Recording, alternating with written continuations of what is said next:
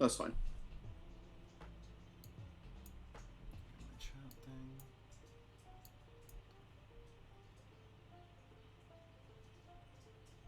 Alright. Cool. Can you see my Twitch stream? I'm rolling in right now. Okay. Does you just want live?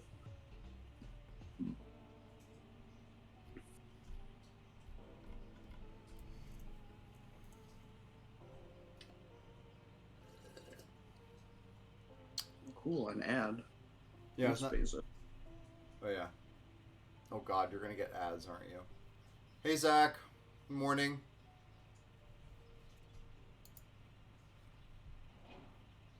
Wow, I'm rolling real high on KB. Just finished watching my ads. Good. I'm sorry about the ads. Everyone loves ads. It's okay. It's my favorite thing, personally. C'est la vie. Yeah, exactly. Yeah. So, Dan, Zach is a local, New York City. Also, game designer and avid Magic player. Cool. He's writes for Hipsters of the Coast as well. I think I've sent sick. you. I think I've sent you articles of his. They're called Drawing Live. I think. I believe that. Yeah. Yeah. I have the memory of a goldfish. I'm sorry.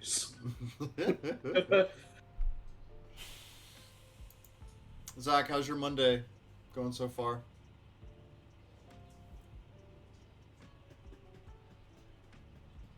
Hello, Zol. Hello, Sir Funchalot. Yeah, that's me.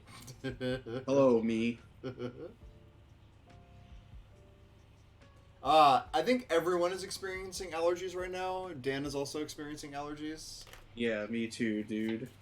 I've been sneezing up a storm like the past couple days. What up? Yeah, brainstorm community. That's right. What? Booked my marriage license appointment. Congrats. Yo, sick. When is that happening, Zach?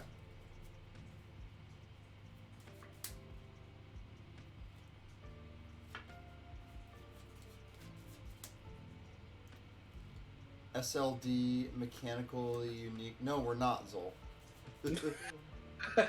No, as much as you want us to, I'm not doing that.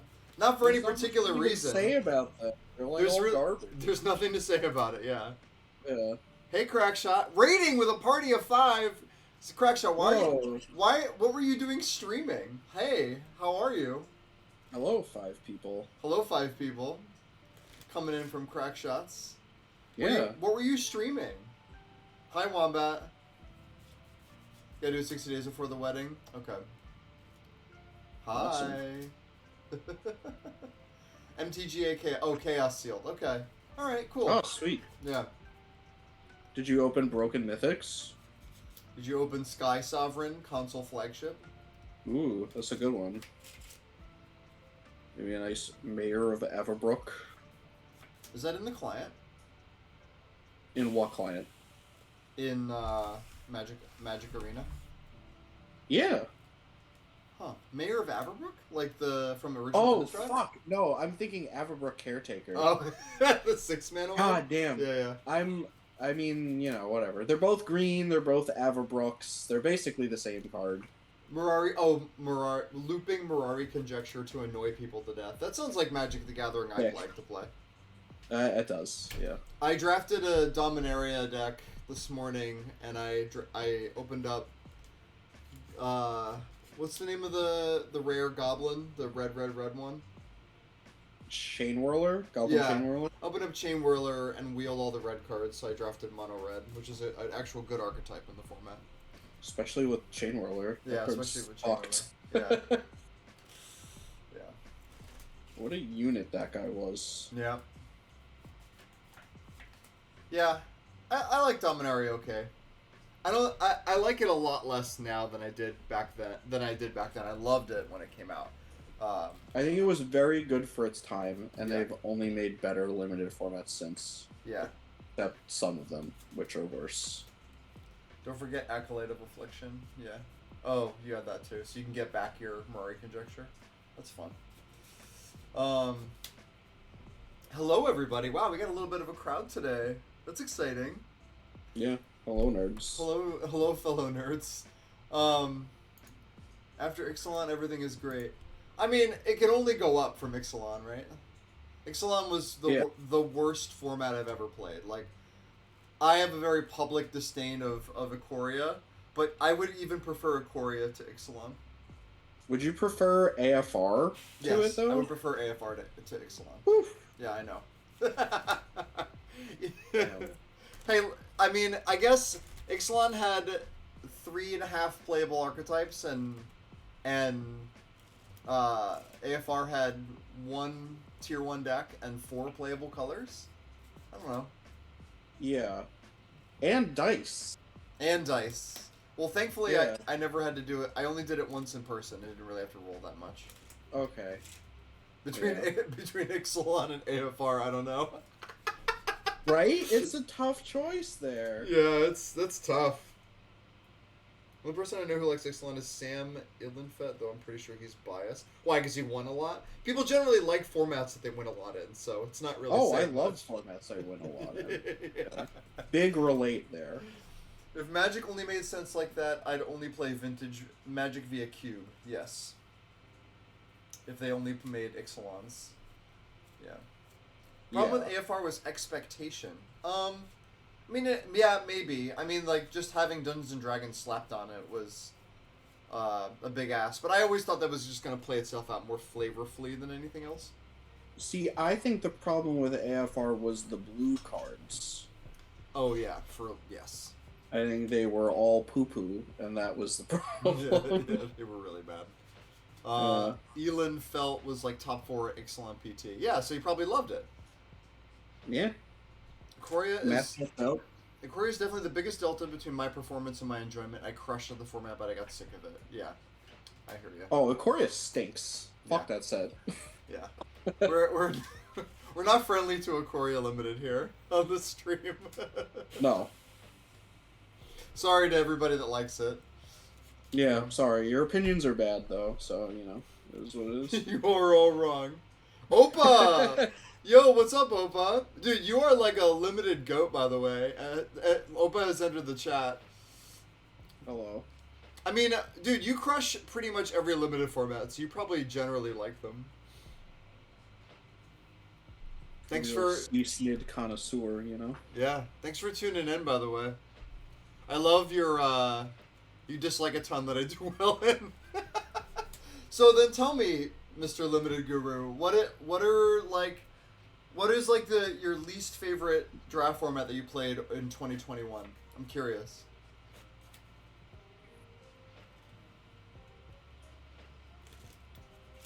AFR? Yeah. That makes sense. Yeah, I mean, that's terrible. it was not very fun. No depth. I think the 2021 limited sets were kind of messy, honestly. MH2 AFR and VOW were both ugh. Yeah. That was kind of rough. Yeah. I actually didn't play that much of it, to be honest. So it was like War of the Spark, where the bombs were all unbeatable, but instead of being mythics, they were just rares. Can we have Funch on cam? That's up to him, and I don't know if Funch wants to be on camera. My internet physically can't handle it. I'm literally watching Derek's stream in 180p. You think that where you live, which is like a reasonable city in a reasonable state in the U.S., that you'd have Like, I live right outside New York City. Yeah. And they're like, yeah, but your internet's like doo-doo and you can't even pay more for better internet. So here I am. You dislike VOW Midnight Hunt. Well, that's good to hear, because I did not like Midnight Hunt at all. At all. Really? Yeah, I liked... You don't like Decade? I liked Decade. It was fine. It's just... There were very few decks that were, like, really good. And often, when you were grinding, you would just play against those decks over and over again. Yeah, you were just playing nothing but like blue black and like green white. Blue white as well. Blue white. Blue yeah. white was really good. Yeah. It was. Let the Discord community know about the stream. I bet they'd like to hear that you're online. I really like Midnight Hunt so much more than Crimson Vow. Yeah, I guess so. I don't know. I played more Midnight Hunt than Crimson Vow, I guess, but that's not much of a signifier of whether or not I liked it more. Alright.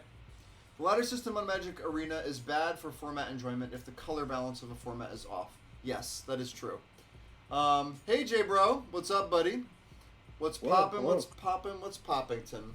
Yes. Classic J-Bro entrance. Everybody J-Bros in the chat, please say hello. CubeCon chief organizer. Hell yeah. CubeCon, by the way. If we can get some CubeCon love. Who's going to CubeCon in the chat? Give me some hand waves, hand raises, whatever you want. Yeah. I want to see a little hype. I want to see a little CubeCon hype. For those of you that are just tuning in, or as we're just starting to get people in, hey Thrill Rider. For those who are just getting tuned in, we have a special guest. His name is Dan, and we are here today to talk about game objects, which sounds maybe nebulous, and but it's a topic that both of us have expressed a lot of excitement over in this past year. Yeah, because we're nerds. Because we're nerds. And it was actually Dan's idea to do this as a topic, and I thought it would be great. I thought it would also be great to actually have a guest on stream again, too. It's been a while. It's actually really cool and interesting. You guys are gonna like it. No, they're gonna like it. They're gonna like it. We got some nerdy cube people in the audience here. Yeah. If I'm not going literally, I'm going vicariously. I don't know if that counts, Finite. Do we need to finance your flight to Madison? Gonti, yes. Gonti says CubeCon, yes. Hey, Dan. Rule number 1, don't objectify your opponent. Yeah, that's generally true. What is the most important conversation you and Dan have had together about gaming or life? Oh, God. Jesus. J-Bro with the hard-hitting questions. I don't know. Can you answer that quickly? The most important conversation we have ever had about gaming or life. Oh, jeez. Think about it for a sec. See if I can. Yeah, I'm sure there's something pinned in our little Discord that sums it. We can find a pin. Right? Let me see real quick. Bad cube players on the audience. I don't think that's true. I think we've got some great cube players in the audience. Some of us already know Dan. Yeah, I know. But not everybody does. The Dan Rather of Magic. Wow. Wow. I guess that's a compliment. Yeah. I don't know. Like, I guess we could start spouting off, like Samurai AFR 0, show feet. I don't want to show my feet. It's also a weird request. What can I say? We could just spout some heuristics that we've had over the last couple of years. Like small number on top, big number on bottom. Good. Yeah. Oh, that's a great piece of life advice. And then large number on top, small number on bottom. Bad. Yeah, that's actually all you need to know when you're evaluating Magic cards. So it's a game design heuristic. Yeah. Yeah. You have a serious cube question as well? Yeah, hit me with a J-Bro. Plan for the stream is to talk about game objects as it pertains to cube design and card evaluation for cube design. Yes. Opa, play all the 1-drops. Yeah, I mean that's generally. Yeah, 1 is actually the second best casting cost. It is not the best casting cost, but it's the second best. It's not the best. Yeah. Yeah, number 2. What are some of the most common cards in cubes? Like, I could answer that question and say just like macro card types, or like what like I mean like creatures and spells. Yeah. I mean, the real answer is like heavily reprinted and powerful iconic common cards. So Yeah, like Llanowar Elves, Lightning Bolt, things that have been printed a zillion times and Mana like Leak. everyone owns. Yeah, Yeah. the cards that are like, you know, they're They they're go in the pauper they cubes, they yeah. go in the vintage They're like cubes. grease. They're like grease. They're just like any deck can play them, because they're like essential cards for like the game of Magic. A counter spell, a removal spell, a little mana dork. What are game objects? Okay, so I guess we can start sort of getting into it. Sure, let's do it. So game objects are obviously in the context of a game of Magic, Magic cards. And what makes I mean that sounds pretty obvious, right? You play the game with Magic cards. But how that sort of relates to this discussion that we're going to have is how you manipulate where Magic cards are. So, having cards on the battlefield is a resource. Having them in your hand is a resource. Having them in the graveyard is a resource. Being able to mill cards from your own library is a form of manipulating game objects. Sort of changing them from one zone to another Yes. is how you can get lots of incremental advantages in Magic.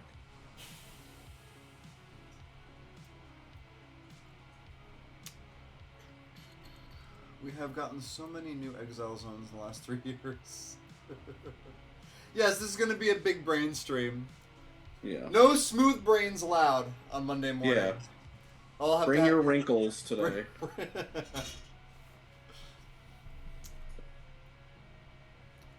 That's right.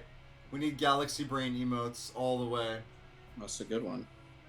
By the way, great idea for our show. Can already tell this Dan fellow is dope as fuck, and your combined knowledge drops deeper than the Atlantic Ocean. Good stuff, homie. Thanks, J-Bro. It's very kind. Dan and I have known each other and talked about Cube for a couple of years now. Yeah. Mostly just in Discord voice chats. Mostly, yeah. Yeah. Alright, so should we give examples? Here, let me pull up a web browser on the stream. Oh yeah, internet stream. Whoop! Let's talk about, or I guess we should start bringing up, like, examples of game objects as we, because you made a little list last night that you sent me. Yes. When we're talking about, like, what are some essential, like, things that will be, card types that we'll be talking about today, or objects we'll be talking about today. Okay, so I think like a really good example that most people are familiar with is a fetch land. Yeah.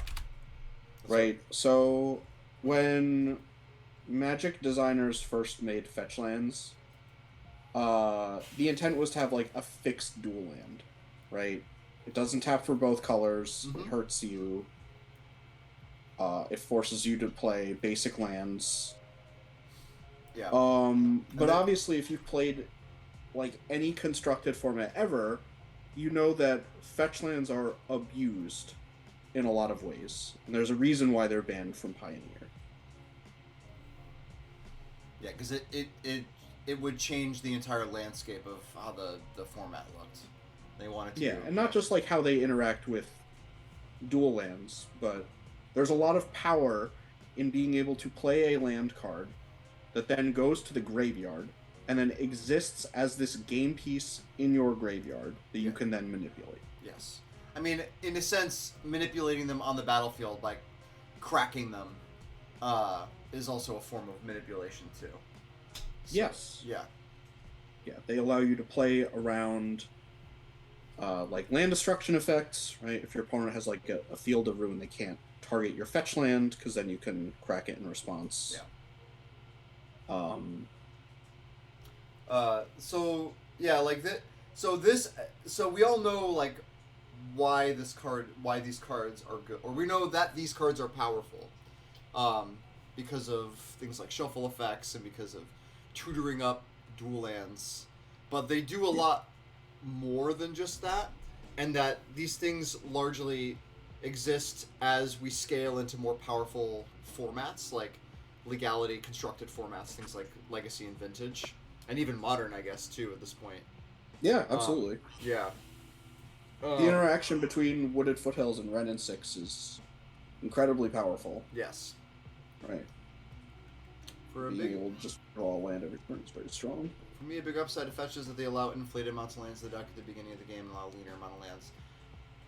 So this is like a pretty common a sentiment that people have, and I don't know enough about the numbers of this stuff, but I don't know like how much of that is like of getting lands out of your deck matters in across different formats. I think I don't know like what the statistics are of like how much less you draw the lands from fetch lands. I don't think it's very much. It's a pretty small percentage. Yeah, it's like a percent or maybe 2%. I think it's like around 1 if I remember correctly, but I don't know. It depends on like how many lands you have, how deep in your library you are. Obviously, it's a fluctuating value. Yeah. But generally, there are a lot of matchups where the deck thinning isn't worth the loss of 1 life at certain points of the game. Mm-hmm. And then obviously there are some where it is. But the flood mitigation, while very small, is also an important part of them. Yes, it is. But we wanted to talk about, to focus on an aspect of this card that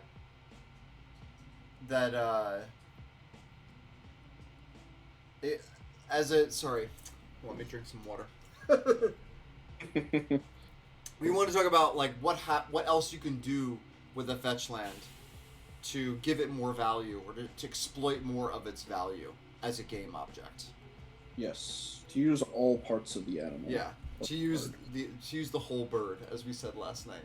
Yes. So like that's cards like Ren and 6 that have preconditions of there must be a land in your graveyard. It's also cards with Delve, right? Something like Gurmag Angler gets cost reduced every time you crack a fetch land. That's very powerful. The shuffle effect. Obviously can be extremely powerful. Cards with Escape, Delirium. So like, to give you some context, cards like Tarmogoyf. Yeah. So like Threshold. Yeah. Tons of stuff. To give examples of like, so we're like, to give you some context, like, Dan and I both play a lot of fetch lands in our cubes, and increasing the amount of fetch lands gave us more resources to work with and allowed us to explore more design space in our cubes because of the access to these resources as game objects, and over and above their usefulness in color fixing. Yeah, when your deck has like 2 or 3 fetch lands, you're not really able to abuse the synergy potential of fetch lands as consistently. Yes. Yeah. But when they become the core of your mana base, like they are in constructed formats, there's so much broken stuff you get to do just by having a land that puts itself in your graveyard but still gives you access to that mana. Yeah.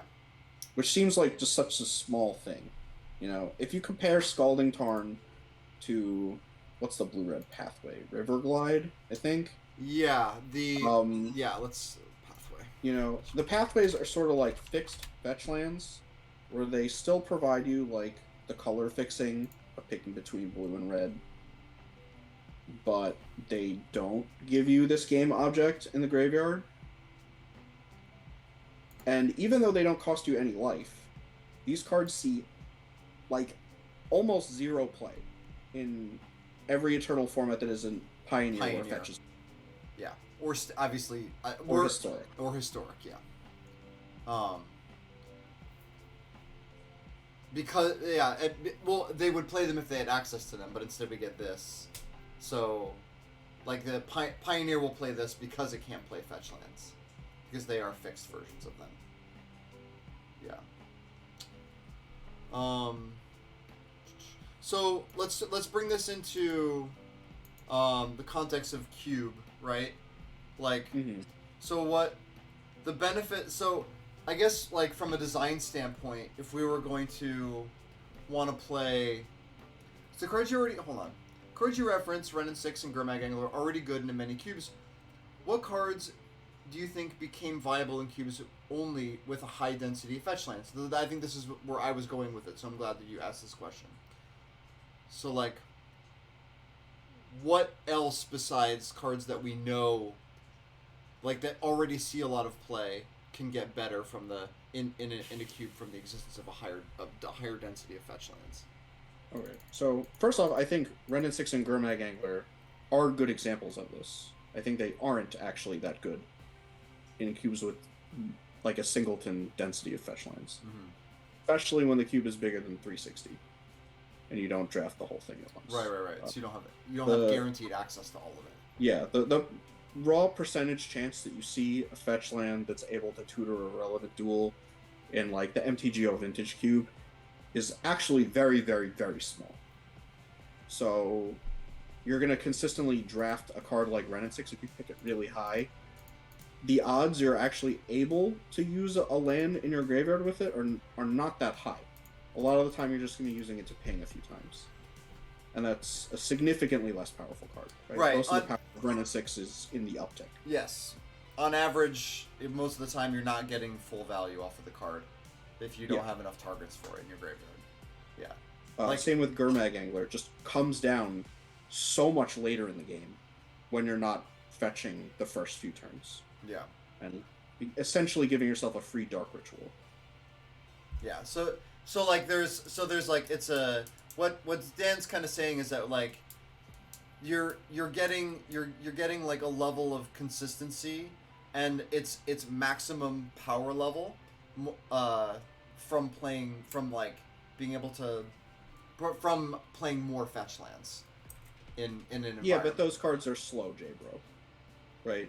You can't play Ren and Six on curve and immediately draw a card and get your Muldrifter value if you have to cycle a land, right? Because you can't cycle like an Amonkhet cycling duel until like turn three and have a Ren and Six in play. Yeah. It is a good workaround for people that don't want to break Singleton if they wanted to play cycling lands.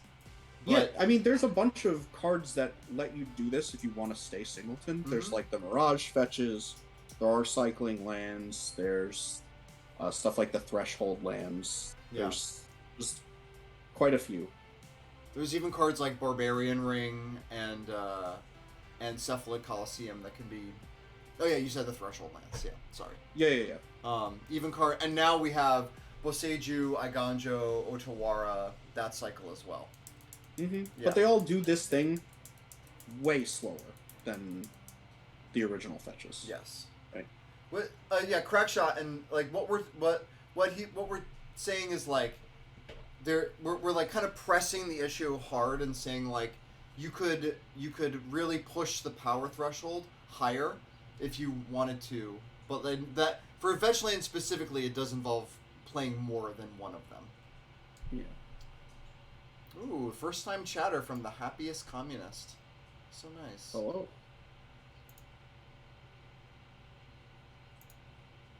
But to answer your question about do you really need to make it better, that's my favorite thing in Magic, is making my cards better, more powerful, more efficient, so I can win more. That's all I want to do. That's how I have fun. So making Ren and Six go from like a B tier Planeswalker in Cube to like the SSS plus Planeswalker that it is in constructed formats where it's legal, that's what I like. Alright. Let's take this from... Because we could like go on and on about these fetch lands. Like, yeah. For... The probably person wasn't happy or a communist. I agree with that. Let's go take this outside of that into something that... Like another game object that you brought up last night. Okay. Let's see. So, like, you want to talk about the artifact tokens? Yeah, sure. I think those are like a good recent example. Yeah. So So, obviously, if you've been paying any attention to like recent Magic sets, Wizards has been printing cards with a sub-selection of artifact tokens that they create on ETB. So treasure, blood, food, and clue are like the ones they use most commonly. treasure, blood, food, and And clue. clue. Yeah. Yeah. Yeah. So a card like Blood Fountain, which is from Crimson Vow, is a shitty 1 mana artifact that has a bad sacrifice ability of like a 4 mana Raise Dead, I think. Yeah. Reverse it mana double raise dead. Double Raise Dead. Okay. I mean, that's still a bad rate for like constructed magic. But on ETB, it makes a blood. Now, obviously, the blood has the inherent value of itself of being able to let you basically cycle any card in your hand for 1 mana at instant speed. But what makes this card so powerful is that it is 2 game objects on the battlefield. So you get the Blood Fountain itself, and then you get another artifact, the Blood Token. And that gets to do a lot of very powerful things in constructed contexts, right? I think the place where you see this most often is in like affinity shells in Pauper, where it is effectively acting like a Rite of Flame for your Mirror Enforcers, your Thought Casts, all those cards, while also just having all of the value of itself and its token. Yeah. So you get like the baseline of what the card does inherently. You get the card as being synergistic within other other keywords or mechanics that you could be supporting. So you get your 2 game pieces, and you get like whatever the card actually does, and you get your value from it being like part of a artifact package, for instance. Yeah. Yeah. Elzerb, exactly, just like Synthesizer. Just like Synthesizer. Or Arkham's Astrolabe. It's like pretty famous example of a similar card, right? You replace the blood token with a random card in hand, which is even better. Even better, yeah. But yeah. So it like functions as I guess the point we're trying to make here is that it functions both as a card that has an inherent, like functionality within as a card, as a game piece, but then it also creates another game object in the blood token, and then also has this synergistic capability that increases its value. Yes, because they're both artifacts on the board, they are now things you can use to increase the damage output of cranial plating. They are things that get you to Metalcraft to make your Galvanic Blast deal 4 damage. Yes. You can sacrifice them to Deadly Dispute to draw 2 cards and then make another treasure token. Obviously, affinity cost reduction. You can sacrifice them to cards like Goblin Welder to then turn them into other cards out of your graveyard. There's just a bunch of different synergy potential you get just from having a card exist on the battlefield that has this certain type. Yeah, J-Bro, also being able to discard a card of your choice can be a powerful play you can make with certain decks. Yeah, yes, absolutely. I mean, Blood Fountain is like a very strong reanimator discard outlet. Yeah.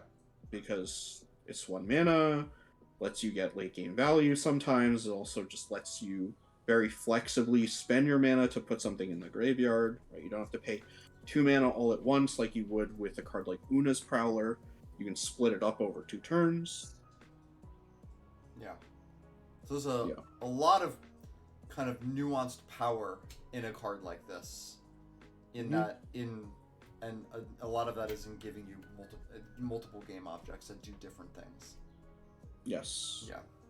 And the blood itself lets you manipulate game objects as well by sort of allowing cards to change zones that might otherwise be more difficult for them, right? You can use the blood token to put a land in your graveyard to then get back with like Life from the Loam or whatever. Yeah.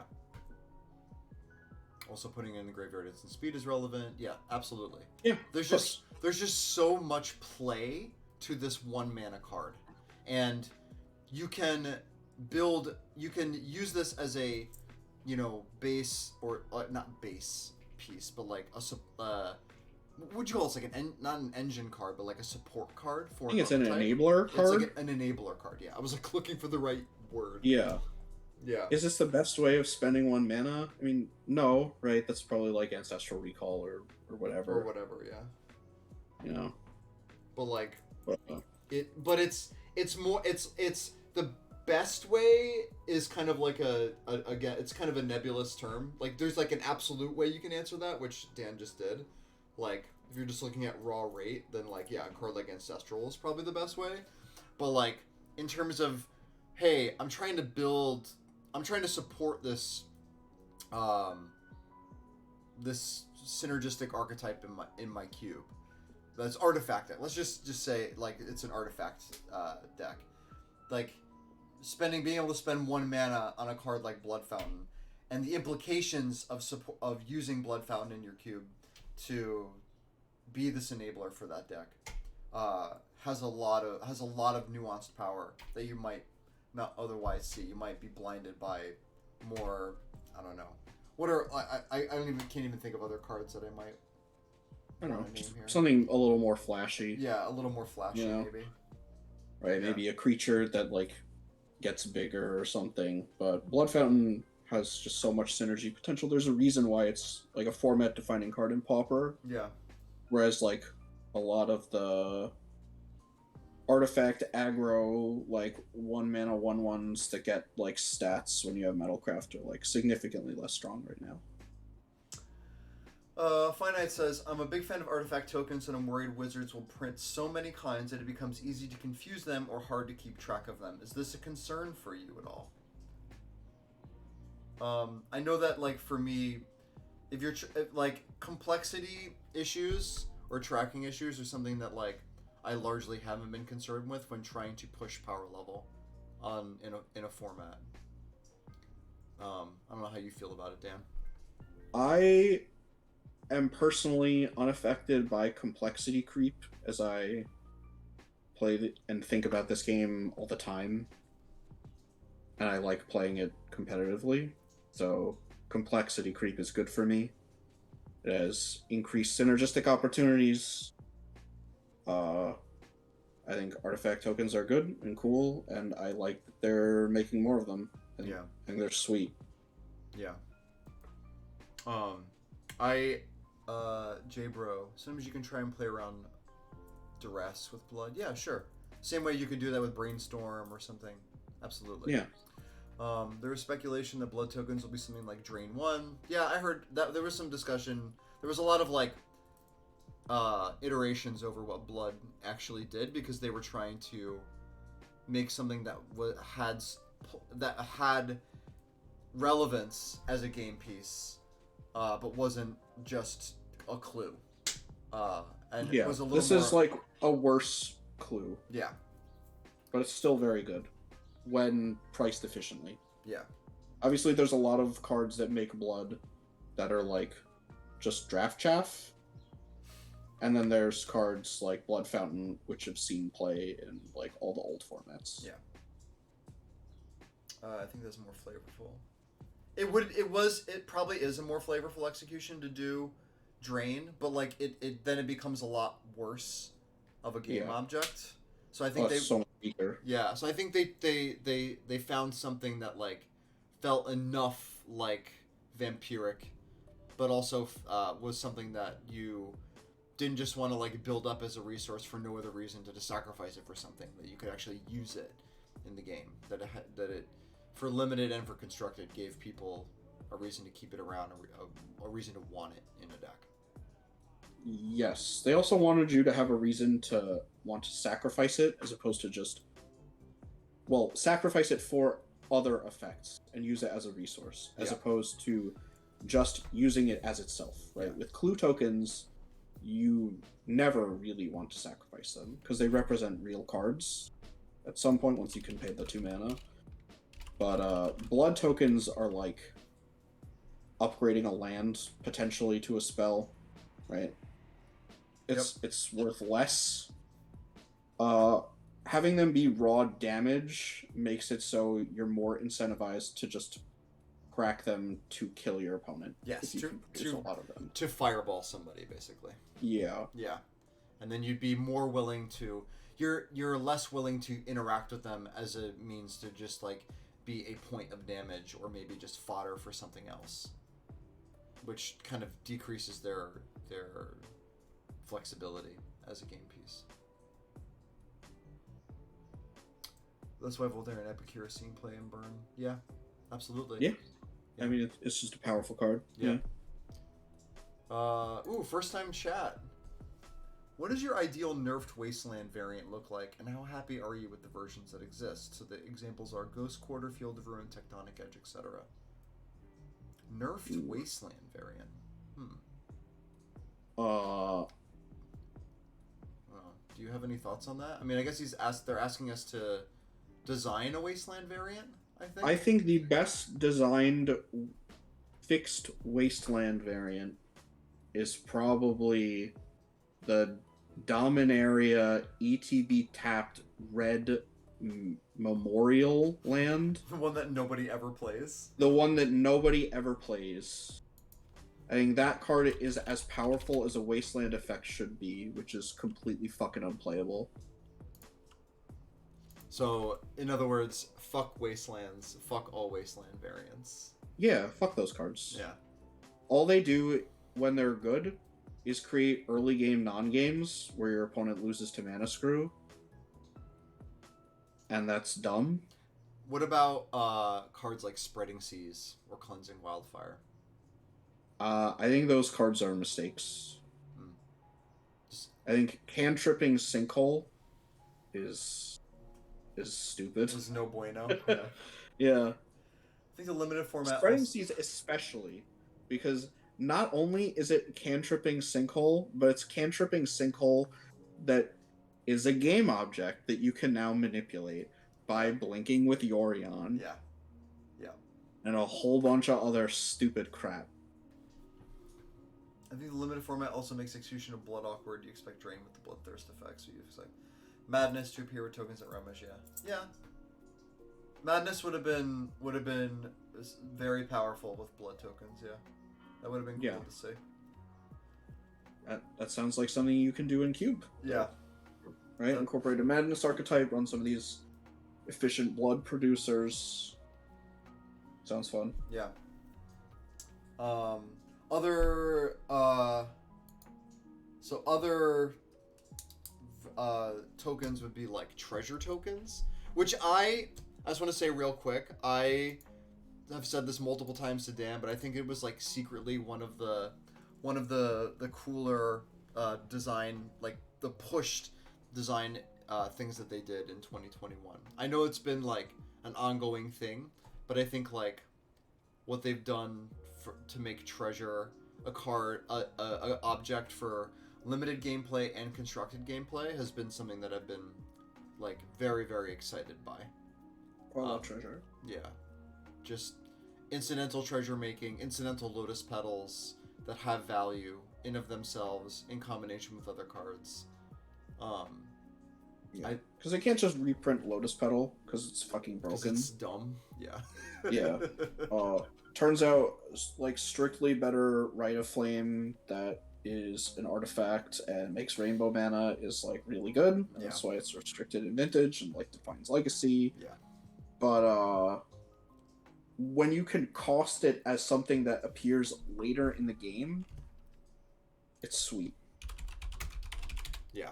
And what's the green card that saw a shit ton of constructed play? Prosperous Innkeeper? It still sees play. It still sees play in Pioneer. Yeah, it does. Because it is not a human. Oops. You know, what a good 2-mana ramp creature. Because unlike all the other poopy ones that usually see no play, this card, even if they bolt it, is still gonna ramp you once. Yeah, it's only ever gonna ramp you once, but yeah, this is actually basically a good like game object card to talk about because this. it gives you, it's like the best. It's like if Wily Goblin was like actually a good card.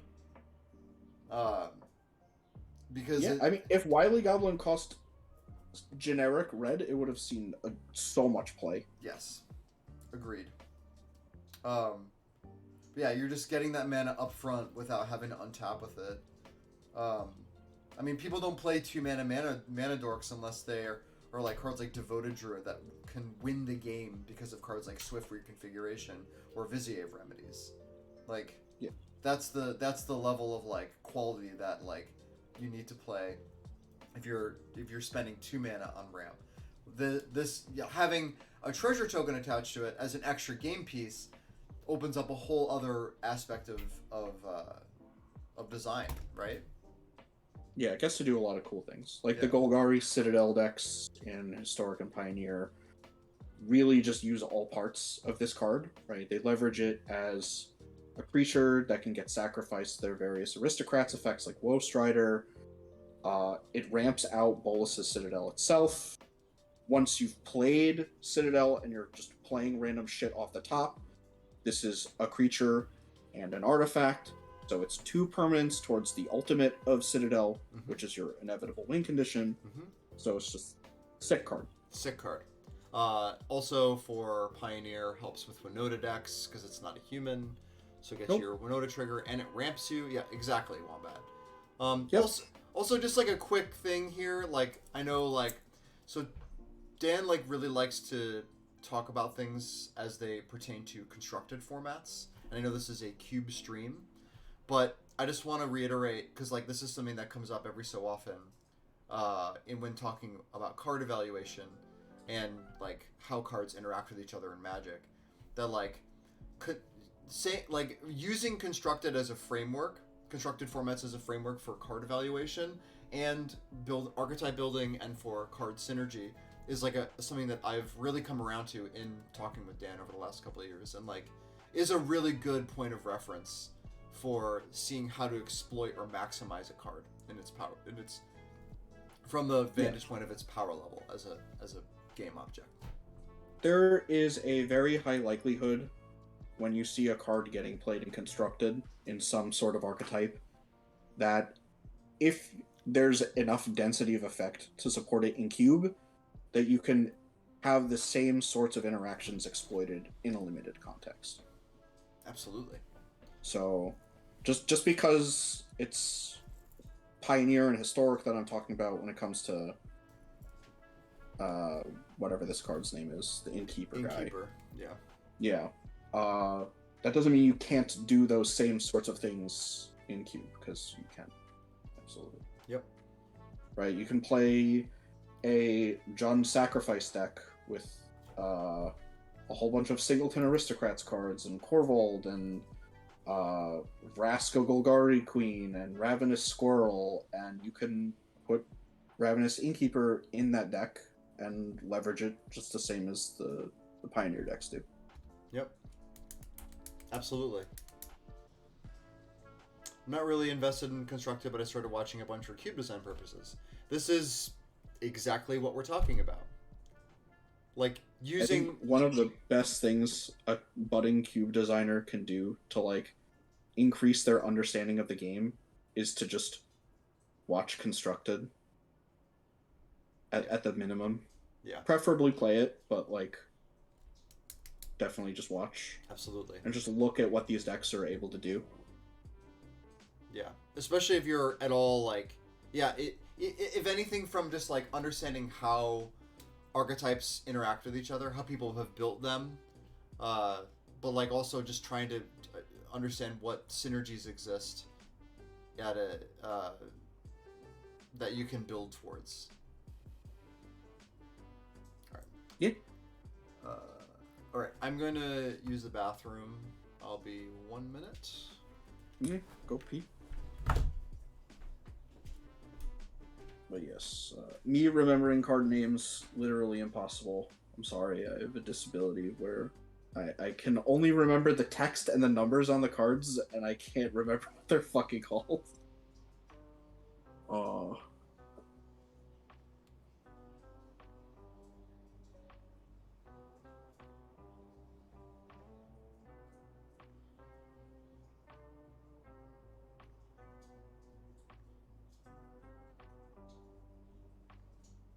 Exactly. They're for collectors. They're for Vorthos. I don't need to know them. It's fine.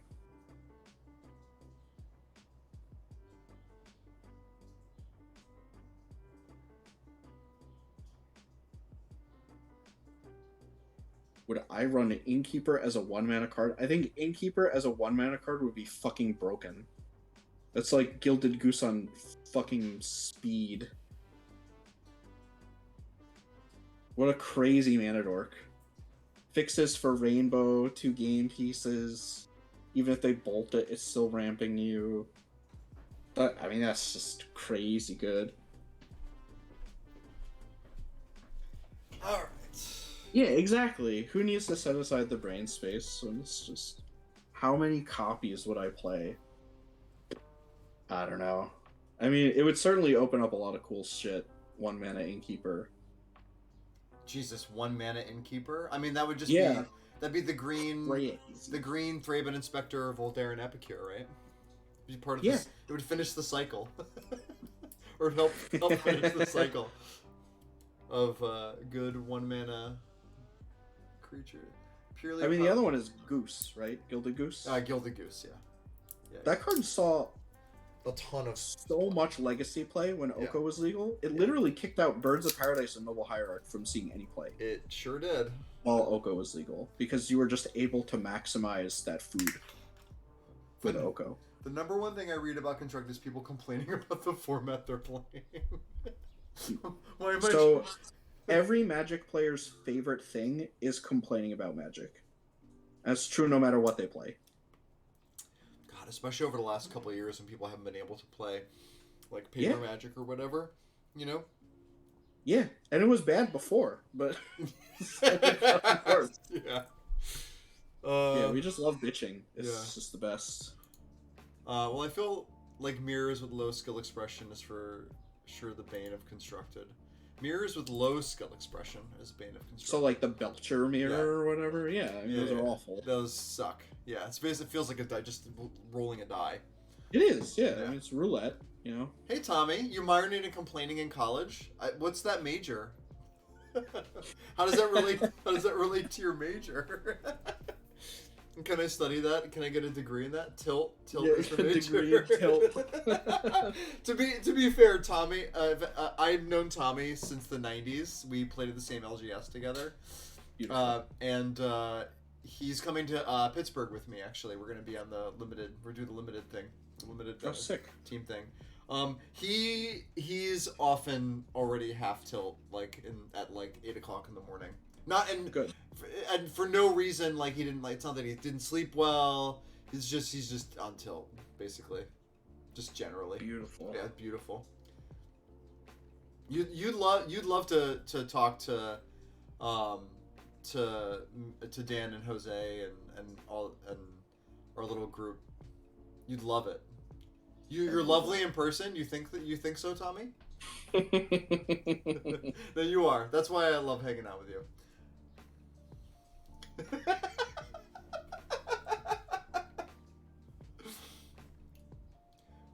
We work for relaxing, and playing Magic is just for stress. Unfortunately, that's how some people take it, which is unfortunate. Yeah. It's only game. Why you have to be mad? It is only game. So wait. All right. So what are the other artifact tokens? Food. Food. Let's just bring up Oko. Yeah, sure.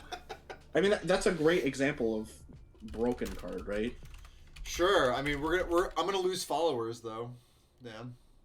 I mean, you know, that's not my fault. Oko did nothing wrong. You're all just a bunch of haters. So, food was this thing that came out in Eldraine. Great. Yeah. Food is probably like the most reliant on synergy from outside or other pieces than all the other ones, because just like Yes. a token that just sacks to makes 3 life isn't really Healing worth. salve sucks. Yeah, healing. Newsflash. Well, Right? no, at least healing Wizards salve. was like, okay, we're gonna give you an uptick that creates a game object, but it's a 2-mana healing salve that can't even save your creatures from bolt. Right, it doesn't even prevent 3 damage. No, it just gains 3 life. Mm-hmm. And the card was cracked. Obviously, there's a lot of reasons why that is. Yeah. But food is certainly a big part of it. Yeah. I think the big deck that sort of got Oko banned out of Modern was Teamer Wurza. Yeah. And a big reason why Oko was so powerful in that deck is because his uptick went from creating a 2-mana healing salve to creating Mock Sapphire. Yes. And I don't know if you guys have ever heard of this card, Mock Sapphire. It's a pretty good card from the 90s. Pretty good card. Pretty good? Yeah. Yeah. So being able to draw one of those every turn and play it for free is really good, as it turns out. And then the card also does a bunch of other things. Yeah, but okay, so taking Oko aside, but like food token as like a game object doesn't really have it doesn't have the kind of impact that like clues or blood or even treasure does in the average game. It relies more on this. It relies more on Gilded Goose. It relies more on those kinds of things to have. But they printed a lot of ways to abuse these in Throne of Eldraine, right? There was Cat Oven. Yep. Really powerful way to abuse food. Just continually sacking it, getting infinite chump blocks, draining your opponent for 1 every turn, getting a creature death trigger, which is important for a lot of other synergies, like with Mayhem Devil being the big one. Yeah. Corvald also, when you draw a card every time you iterate this loop. Trail of Crumbs is another thing that was brought up that saw a lot of constructed play. Yes, Trail of Crumbs, huge card. Mm-hmm. 3-mana Impulse, gain 3 life, pretty poopy, but when you get to just keep impulsing over and over and over again, this is one of the most powerful value engines I think we've seen in a long time. Yeah. It's kind of a shame, like, how it, like, food is largely a parasitic thing, right? It's a tribal deck, yeah. Yeah. Eldraine was very pushed, yeah. It was awesome. It was one of my favorite... It's honestly one of my favorite limited sets of all time, personally. And It's one of my favorite sets for constructed. Yeah, all also, time. like, Love that. Change constructed. I mean, Adventure is just a masterpiece, I think. Like, there's so much that good that came out of Eldraine. Yeah. Got many cards banned. Yeah. many cards banned. Yeah. So food, like, you could probably play. Have there been any mechanics as format defining as food? Yeah, Affinity. Storm, Dredge, Companion. Those have been wildly format defining and game defining. Food is probably not even top 10, for being honest. But still very good. Yeah. Still very good. Well, very good. Notably too, all these are artifacts. So like if you're looking for a framework to use these, I know you have like an artifact deck in your main cube. I do. And you use a fair number of these artifact tokens as part of like an artifact. It's like a synergy deck that you have. Yep. Yeah. I have Blood Fountain. I have 2 Okos. Yeah. Bunch of them. I think there's some treasure cards in there like Deadly Dispute. Yeah. Hard Evidence. Yeah, they're just great incidental synergy stuff. Oh, hey, Pterodax, how are you? 2 Oko Cube, yeah. Well, You see, Dan and I have broken Singleton, and Dan has broken Singleton, taken the whole idea to not the most extreme level, but like a very, very like the most extreme level is like 360 copies of Chancellor of the Dross, which I think is like the most powerful cube and also like the least interesting shitty cube. Yeah, it's just more of a thought experiment than anything else. Yeah, but arbitrarily breaking Singleton gets you to some really cool places. Yeah. You have to really hone in on a specific power level that you enjoy playing at. For me, that's like Legacy meets modern sort of power level. There's a lot of things I like from Legacy, a lot of things that I don't like from Legacy, and I exclude the stuff that I don't like Wasteland, and Blood Moon, and Chalice, and stupid crap. Turn 1 Storm Kills and Dredge or whatever, but I like Oko. Oko's sweet. Chancellor of the Tangle is more boring. I mean, it doesn't. I guess. I mean, that doesn't do anything. Yeah. Well, you can reveal 7 copies and cast 1. I guess. Oh. Yeah, and then they just stare at each other all game. Yeah. When second loses to deck out. Yeah. You're actually supposed to mulligan to 0 in these formats. I have a long-standing promise with a couple of other players that if we ever got featured in a feature match at a GP, we would ham it up and mull to 0. Yeah. It was like a gentleman's agreement that we had. That's criminal. You should be arrested for that. You know what? Listen. If I ever get into a feature match with a friend of mine, it is guaranteed going to happen. I'm just like, I think that's hilarious. Yeah. Would forever be remembered on coverage. Yeah, of course. Because like you have to agonize over every mulligan too. You have to like stare at it and being like, oh god, like what do I do? You know? You have to really make them like articulate over it and be like, oh wow, that looked like a playable hand to me. Pretty surprised to see him mulling to I don't know 3. what he's thinking, like mulling to 2. Like at a certain point you have to just take 3 cards. Oh my god, I would pay good money to watch Marshall Sutcliffe. That's that. Oh man. I mulled to 1 once for Lost in the Woods. Sadly got extorted out though. That's a shame. Lost in the Woods was definitely a thing that happened enough. You got extorted. Oh, so it was Chaos Draft, and you did the Lost in the Woods thing. You're insane, Finite. Jesus. I think blind 7s are more of a power move. Oh, just draw 7 and just say keep. Yeah, but there's like one moment of drama there.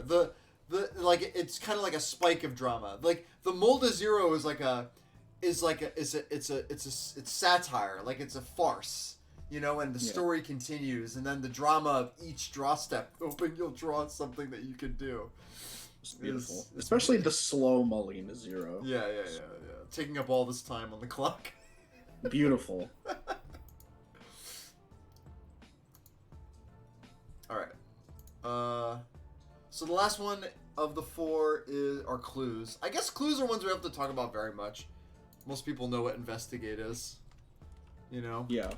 They haven't printed many powerful cards with the mechanic, but the ones that they have seen quite a bit of play. Right, there's Thraben Inspector and Tireless Tracker mostly, I think. Mm-hmm. Yeah. And I suppose recently Hard Evidence has seen some play. Yeah, Hard Evidence. The 0/3 Crab. That's also a spell, that's also an artifact. That card, I think, really just does so much. This card does a lot. Yes. Right? It's a spell cast. It's an artifact, it's a creature, it's a token, it's 2 tokens. It's a card in your graveyard towards Delirium. It's so many things for one. So many things. Yeah. Wall of Omens with better colors and types. And fewer manas. Yes. Costing 1 is a big theme among the token generators that see play. Absolutely. 1 is the second best casting cost. Yeah. Sweet. They tend mentioned earlier. Yeah, like they also like the card that it's a combination of like where we see them in constructed and like how they're designing these cards as enablers, and having the enabler cost 1 is good for, In constructed, your enablers have to come down early. Yeah. They do. Basically, no more than 2 mana. Anything above that is more of like a retail limited type power level enabler. Because if you're not enacting your game plan early, you're losing. Is one Phyrexian mana the second best casting cost? I mean, that's 0, which is the best casting cost, so it's quite good. So you're saying there's a difference between actual 0 and Phyrexian mana? 0? I guess that's fair. I guess 2 life is more than actual nothing. Yeah. It's more than actually free. Yeah, actually free. Yeah. You know, if they made Mock Sapphire cost Phyrexian blue instead of 0, it would be strictly worse. I mean, it pitches to force now, I guess. Oh, yes. The ever invoked, it's fine because it pitches to force evaluation of any blue card. Yeah. I mean, it's a meme among Magic players, but it's actually very real upside. Yeah, absolutely. Your force count is very important. Yeah. In Legacy and Vintage. And Modern too, if you're playing like pitch elementals, right? You got to make sure you have enough white cards for your Solitude or red for Fury. Absolutely. All right. Okay, so we've gone over artifact tokens. We've gone over fetch lands. What else can we talk about from that we think are cool for? So the list you had mill cantrips. Well, those are sweet. Yeah. That's like Thought Scour. Yeah. 1 mana, draw a card, then mill 2. Mental Note. Mm-hmm. So those cards are really powerful because they just increase your graveyard. Super pushed for Delve, right? This is effectively Dark Ritual draw card. Yeah. When you're casting cards like Treasure Cruise or Gurmag Angler or whatever. Yep. Don't really. Subtlety does see play, so. It does see play. It's Subtlety's stock has been going up. You know, even before the Luris ban, people were playing more Subtlety slowly. Yes. Slowly. It is probably the weakest of the 5, but it's not an unplayable Magic card by any means. Where is it played? Living End? Living End. Yes. It is played very much in Living End, which did fairly well this weekend, fairly well last weekend. I believe it's also in like a bunch of tier 2 decks, like Merfolk plays a playset, usually main board. Yeah, I think Nikachu was saying that he plays 4 Subtlety in his Merfolk deck in Modern. Yeah. I mean, we can shit on Merfolk a little bit and say it's not that good of a deck, but like, you know, it's still reasonably competitive. Did he make day 2 of SCG Indie or whatever it was? Did he play an SCG Indie? I don't know if it was SCG Indie. I'm really bad with names. It was like the first big paper Magic tournament. Oh, in Vegas. Vegas. Vegas. Yes. He finished he day 2 of Vegas. Top 64 at Vegas. Yeah. No, he did very well. Yeah. He is the most accomplished Merfolk player in Modern, I think, that I know. Yeah. Yeah. That's certainly his whole brand, so. It is, yeah. Much love to Nikachu. Yeah, much love to Nikachu. Spreading the word of fish people. Yes, spreading the gospel, the fish people gospel. Someone has to. Somebody has to. I mean, seriously. Yeah. Anyway, okay, so hold on. I want to go back to the Thought Scours. So, like, everybody knows that Consider was printed, and Consider was a very significant printing for Eternal formats, just for our density of 1 mana cantrips that we can play in Cube. And it's like the relevance of Surveil in a world where the graveyard has never mattered more as like a zone that we can touch, that more decks can touch. And like huge upgrade for the Izzet Murktide decks in Modern. Yeah. So like one of the things that that goes along with that is Thought Scour and Mental Note. And and sometimes I hear people kind of like making like statements about slot equity, arguments over like which one is the best version. But I don't like that framework as much as saying like if I want to play these cards, I want to play them all because I want to do what these cards want me to do because I find that exciting and fun, which is abusing the graveyard. That's just one of my favorite things to do in Magic.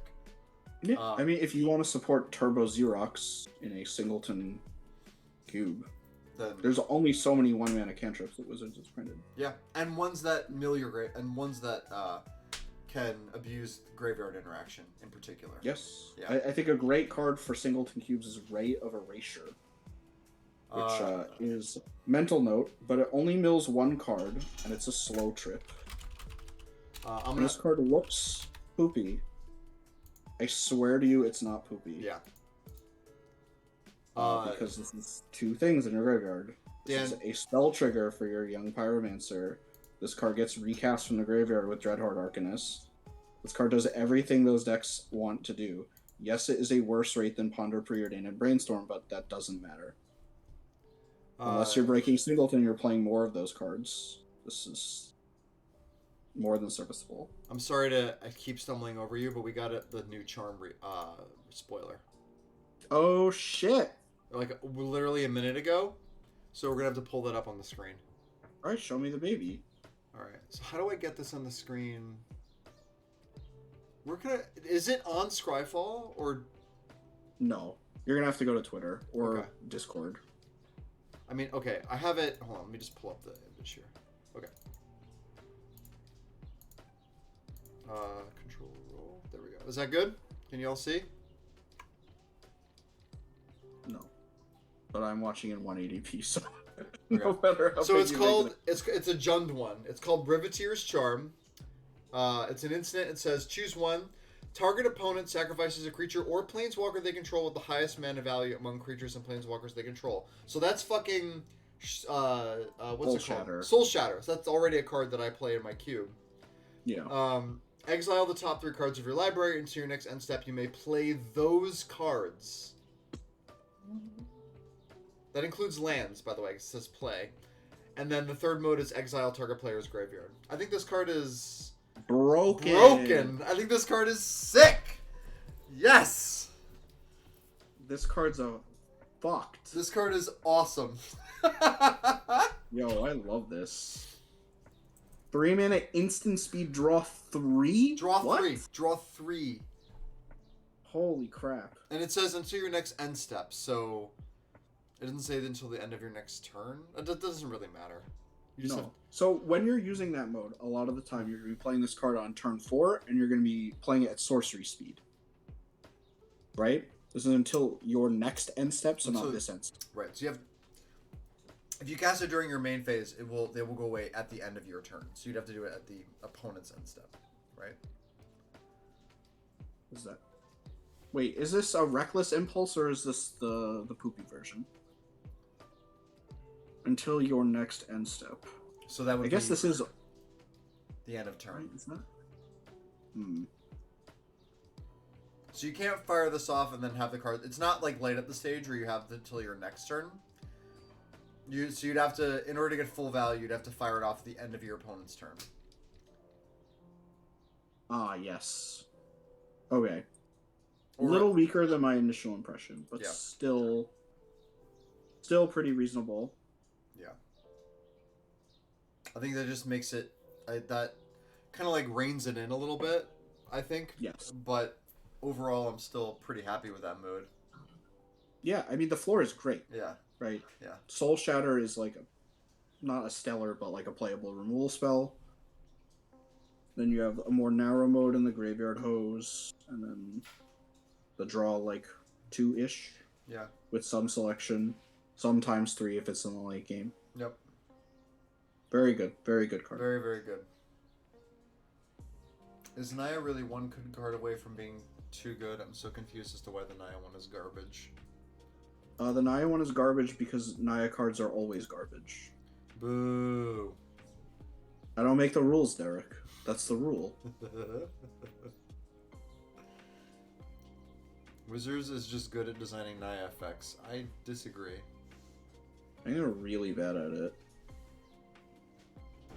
No offense, Wizards people. Yeah. But that Naya charm is not It's good. Big sad. Big sad. Yeah. I'd rather play Naya's charm or the original one more. They know what players want. Yeah, that's true. Worse than the OG. Yeah, I know. It's weird, right? I don't get it.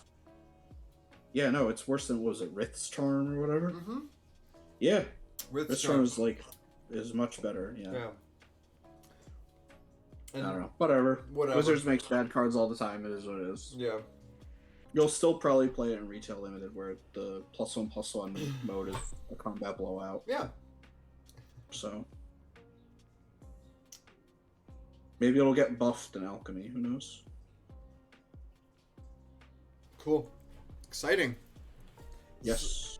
Is this all we get today, though? We just get the one charm? I guess we won't know. We might see the crime boss later. Ooh. I'd imagine the mythic. I mean, don't get too excited, Derek. You saw the first 3. I know. I just don't. I don't understand the Lord Xander love. I. Yes, you do.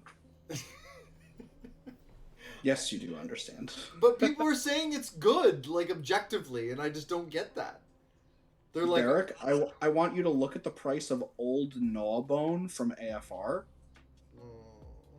I know. I want you to look at that, and then I want you to look at Lord Xander, and I want you to put two and two together. But people want to cheat it and to play with Sorin, or they want to like reanimate it, and I just don't get it. Like, or they want to like sneak attack it in, like I just don't get it. Yeah, me either. But I'm a Spike, and they're not, and Magic makes cards for everybody, and that's fine.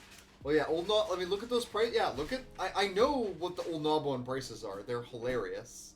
Yeah, the ampersand foil is $1 billion.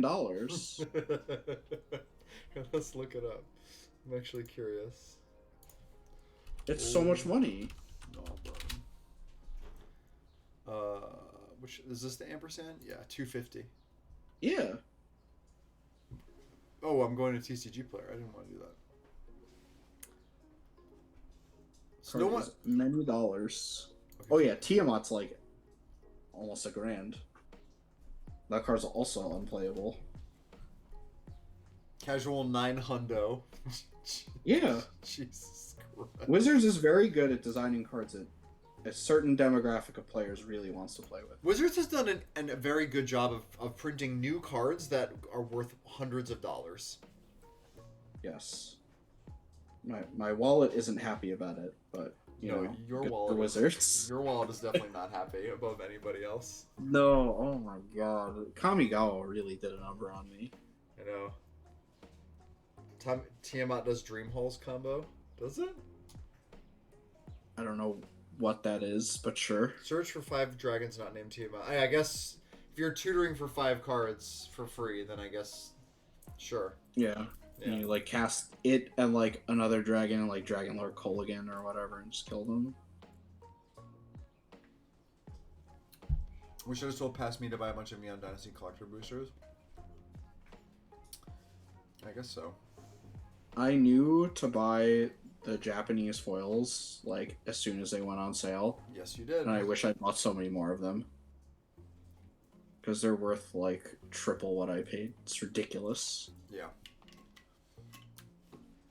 The Chase Mythics are $4,000, yeah. Like the Wandering Emperor, I think, the Japanese foil. Yeah. Is a lot of money. It's like $3+ grand. It's ridiculous. Yeah. The neon paint. Yeah, and then there's the Hidetsugu ridiculous neon printing. I've like never seen these cards in real life. But those are also worth a lot of money too. They are, yeah. Yeah. Collectors. I think Red Neon Hidetsugu is like the most expensive English card. Yeah, that sounds about right. I believe.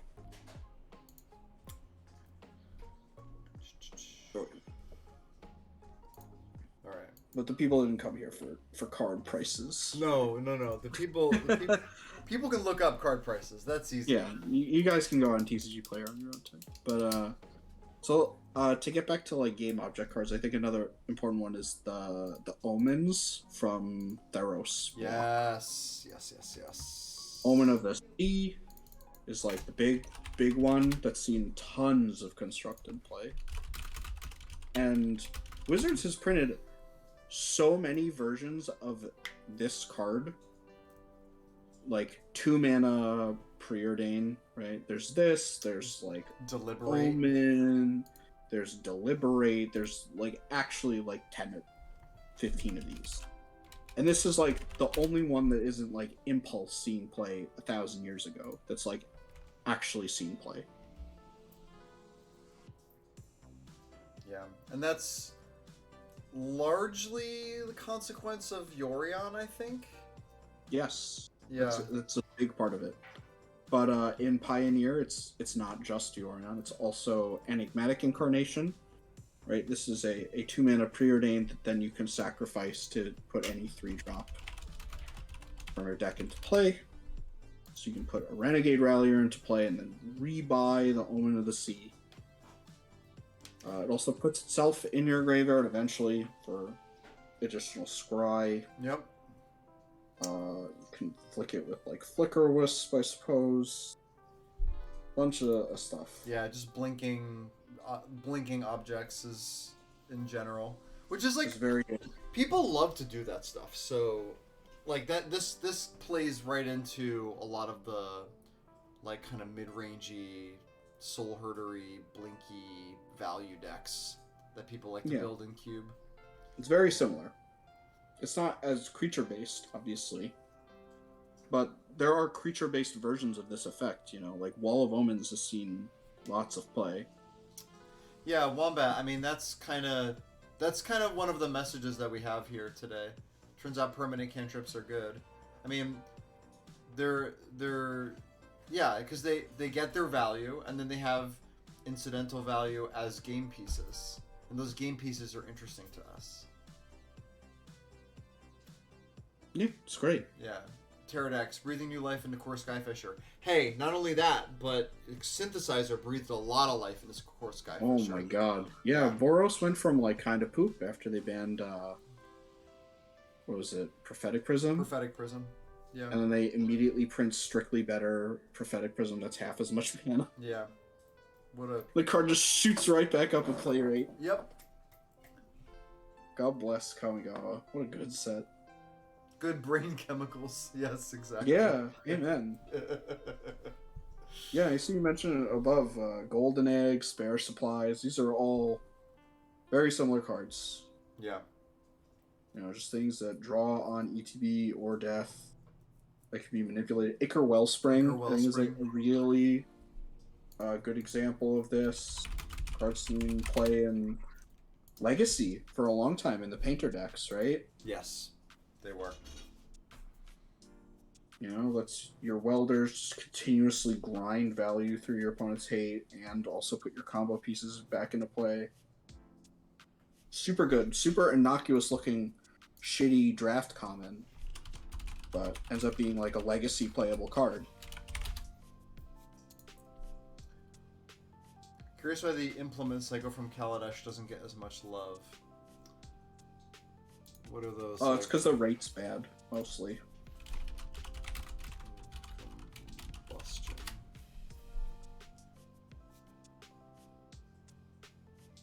Yeah, so like, you're like looking at this and then you look at like Pyrite Spellbomb, you know?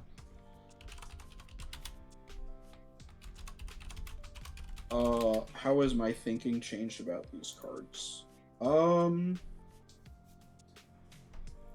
think it's just really honing in on what I want my cube to be about, more so than anything.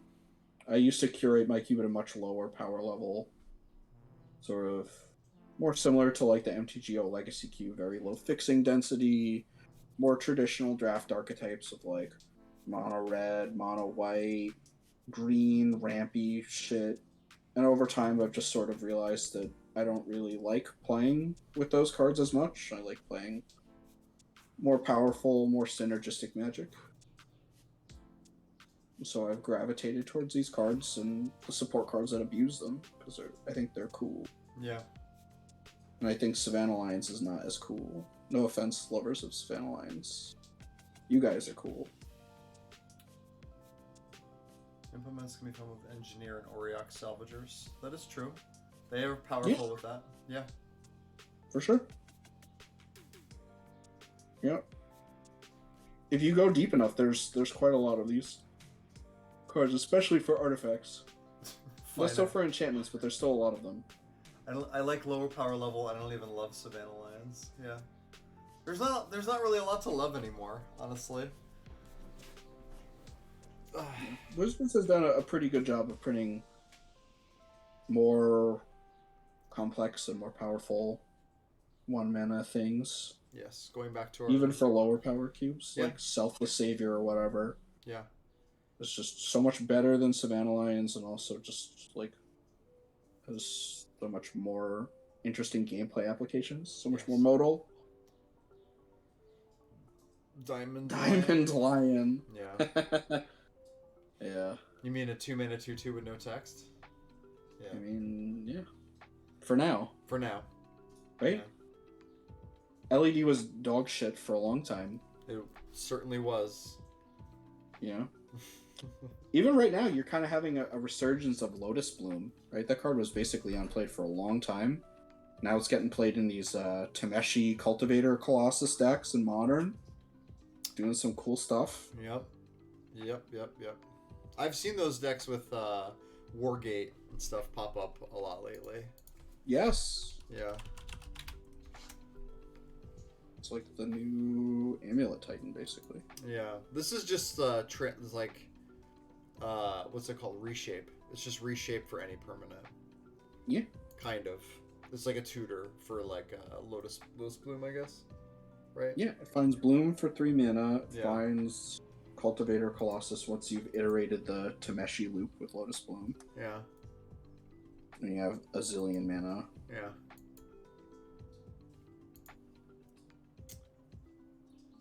You can also pay 5 mana to get like Goblin Engineer to put the Bloom in the graveyard. Lots of cool stuff happening with that card. I love Standing Troops. What the hell is that? Standing Troops. It's probably a common. Is this a Draft Chaff? So Draft Chaff. It's 3 mana 1/4 Vigilance. So Finite and Wombat and Crackshot are all in the Cube and Chaos Discord server that I hang out in. Okay. And they do a lot of Chaos drafts, and Finite in particular is very talented at building Chaos decks. Very nice. I think she was a marginal playable that I keep being forced to play on stream. It's because you always play white, because nobody wants to play white. And there's a reason for that. There's a reason for that. Well, I mean, it's not green and white's fault that they weren't colors until like the year 2000. Yeah, I mean, They weren't. A 3 mana 1/4 is a reasonable rate in a format like Chaos. Absolutely. Key to Chaos Draft is getting your opponents to pass you broken cards. I mean, that's the key in any limited format. Yeah. Make them pass you better cards. Have your opponent open a rare and say, "No, I'm gonna take this bomb uncommon instead." And you take the rare. And then you play the rare. Oh yeah.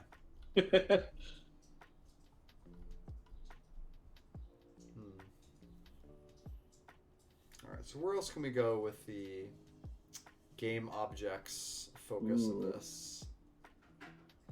Because I like that we dipped into the little eggs. Yeah, eggs are great. There's a lot of eggs in Magic. There are. Has anybody just like deliberately talked about how experimental synthesizer is literally an egg on the art? It is. Yeah, they know. Yeah. Or like draw a sword, but also put it inside of an egg. What are the game objects payoffs? What does a game object deck look like? Game objects aren't like a deck or anything like that. They are enablers for archetypes. Yeah. They are things that all decks utilize to some degree. Yeah. But they're like We're just having this conversation so you start thinking about cards in this framework because I think it's helpful. it's just something that you can use. It's a tool. It's like a framework that you can use to like help build your cube better. Yeah. Or build better constructed decks or better limited decks. Or, Yeah. Once you understand sort of how to manipulate cards from zone to zone more efficiently. Where does Darcy rank in the red 1-drop chain? Some people put it over Ragavan. I think it's solidly under Ragavan, but close. But close. The fact that it's close at all is pretty impressive. I mean, it's better Delver, so Yeah. card's fucked up. Yeah. It's so good. Yeah, I mean, I guess you could also put like Bolt and like Red Blasts pretty high if we're counting those as 1-drops. This is another, since we're, I guess, staying on the artifact game object thing. You and I both played Mishra's and Urza's Bauble. Oh yeah, these are great examples. Yeah, and Darcy reminded me of the Mishra's Bauble game object thing that came about, mostly because of Loris, but also incidentally became a big thing with Darcy. Yeah, I mean, Darcy Bauble is effectively giving you like a 0 mana. Like, draw 1.5 cards? Yeah. Yeah. Especially if you have a fetch land set up and you can shuffle. If you don't like what you see. Yeah, But, Jeweled Amulet is another... But Jeweled Amulet's more like a ramp card in a way. It is, but it's still a permanent on the board. Yeah, it's still permanent. Yeah. All Magic cards are technically game objects. Yes. Yes. Your entire deck isn't like comprised of game objects and then something else. Like they're all game objects in some contexts.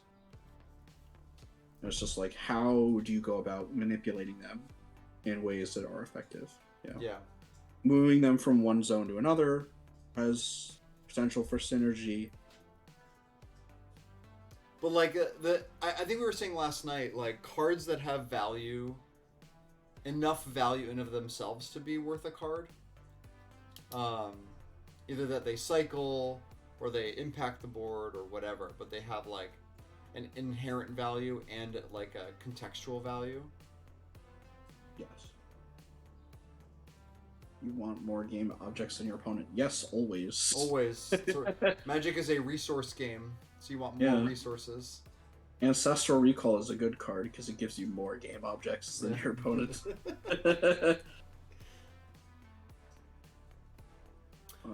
But these cards, like the baubles, like these are cards that like you just adding them to your cube, agnostic of consideration of how it might impact or enable other cards in your cube, or might make you change the texture of your cube.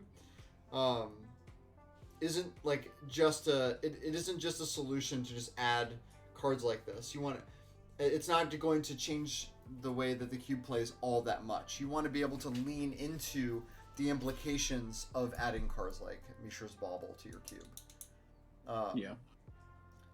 This is also why Dan and I have taken different strides in breaking Singleton on enabler cards, as well as archetype payoffs.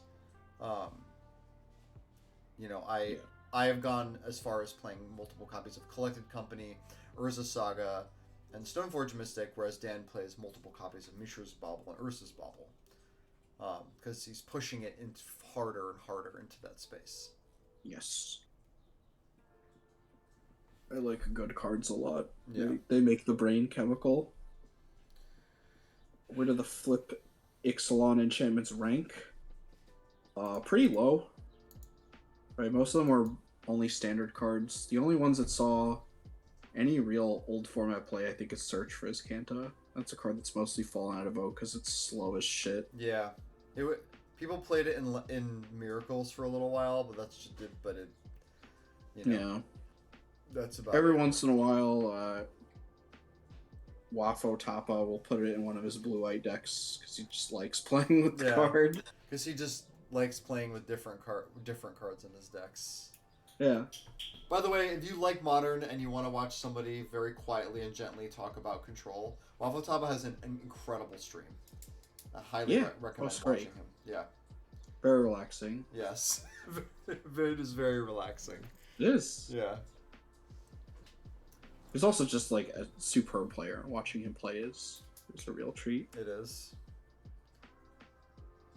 Let's see what's another good example. Oh, I think the pitch elementals are pretty interesting as manipulatable game objects because they are creatures. So even though there's 0 mana spells that do these things, obviously like 0 mana Swords to Plowshares, pretty good, right? I think we can all agree. But a 0 mana Swords to Plowshares that you can blink with Ephemerate and then blow up 3 of your opponent's things and stick a 3/2 lifelinker is fucked. Yeah. Pitch Elementals are just lovely, lovely, lovely cards. Lovely Magic cards. They just do so much for... They give more points of interaction and also are flexible pieces in of themselves. They're amazing designs. They're definitely like pretty high up on the totem pole of power level, but I don't mind that at all. I think they're really sweet. I think they're a fantastic place to put a lot of power level because they are interactive cards. Yeah. They're interactive cards that also function as threats. Yeah. And not like especially broken threats. Like, yes, Solitude can kill your opponent, but it's not like Hogak. Yeah. Where you're just like shitting your deck in your graveyard on turn 2 and putting like 40 power into play, you know? So it's a much safer place to have a broken card, I think. Grief Ephemerate is gross. Yeah, but everyone thought that was going to be the case, and then it just didn't happen. Like, I don't know anybody that actually tries to make that happen in Modern anymore. So it's actually had a decent resurgence in play since the Luris ban. Okay. Because now the proactive black decks have an excuse to fuck around with Grief. Mm-hmm. They're usually not pairing it with Ephemerate. They're often red-black, and they're using me and card names, I'm sorry. The Malakir, Black MDFC. Yeah, Malakir Rebirth and Yeah. Undying Evil, probably. Yes. Yeah. Those are the two, yeah. And they're like knockoff Ephemerates, but they cost black. Yeah. So. Pterodax says, swords might be one of the more important design mistakes in Magic history. Yeah. Yeah, I agree with that. Yeah. But it's fair, because you get life for your creature. No, it is definitely one of the many design mistakes that we had back in Alpha. Yes, it's very nice. I think in terms of design mistakes, it's one of the more palatable ones, though. It is. Like, yeah, obviously it fucks with the color pie and all the formats where it's legal by making black's removal look terrible in comparison, but, you know, Wizards should just print a better black removal spell than Swords to Plowshares. You know, get on it, Mark Rosewater. I know. Fatal Push just isn't enough. We need more. No. I mean, it hasn't been, so... Yeah. I think you can power creep that. Snuff Out's pretty close, admittedly. Snuff Out is pretty close. Yeah. The life loss is a bigger downside than I think it needs to be in some formats, but, you know. love it with a Death Shadow. Bone Shards, what a meaningful card. Yeah. I mean, Bone Shards has seen a little play, though. It has, though. Yeah. It's used play in, like, the Persist Reanimator decks in Modern. There's, like, a decent discard outlet that just, like, blows shit up. I think Dredge also often plays it as, like, one of. Yeah. Just, it's like a Lightning Axe or whatever. Yeah. Yeah. It is. It's a nice enabler. Absolutely. Yeah. High deck building cost, but very efficient spell. Yeah. If you can turn that discard into an upside, it's really strong. I definitely played my fair share of Kitchen Imp alongside Bone Shards in that limited format. It wasn't like really good, but it was pretty fun. Yeah, I mean that's still good. It's like a Fatal Push plus like Bone Picker sort of situation, you know? Where's our 1 mana, no downside Planeswalker removal? I know, right? Like, what the hell? Prismatic Ending? Yeah. Wombat, if you mean just 1 mana, I mean Lightning Bolt. Yeah, Bolt. Portable Hole kills Red and 6 for 1 mana. So does Blood Chief's Thirst. Blood Chief's Thirst, yeah.